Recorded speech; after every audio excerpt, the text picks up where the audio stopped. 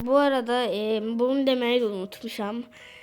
Coco Phantom'u bu arada ne tər verəcəm? Əlbəttə o gizlilərin hamısını, 4 dənəsini, hətta yəni bütün indeksi tamamlamaq üçün mənə kömək edənlərə verəcəm. Özdə o petlər də məndə qalacaq. Yəni 4 dənə gizli lazımdır. O gizliləri mənə verəcəklər. Bunu alacaqlar. Yəni trade kimi. Yəni amma onun çilək effektli də xəbəriniz olsun.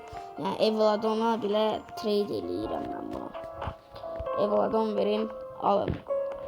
Başqa petlər də olar. Əsas mənim serverıma gəlin. Əsas mənim serverıma gəlin. Mən də sizdən o peti alım və Coco Phantom'u verim. Baxım görüm hansı petlərdir. Mənim indeksimdə olmayanlar da əlbəttə alacağım. Başqa şeylər verəcəm amma. Nəysə dostlar, sağ olun. Amma onu deyim, çilək effektidir. Xəbəriniz olsun. Amma dostlar, sağ olun, sağ-salamat qalın. Mənə verdiyiniz secretlar məndə qalır. Okey? Amma çilək effektli Coco Phantom pis deyil. Nəysə dostlar, sağ olun, sağ-salamat qalın.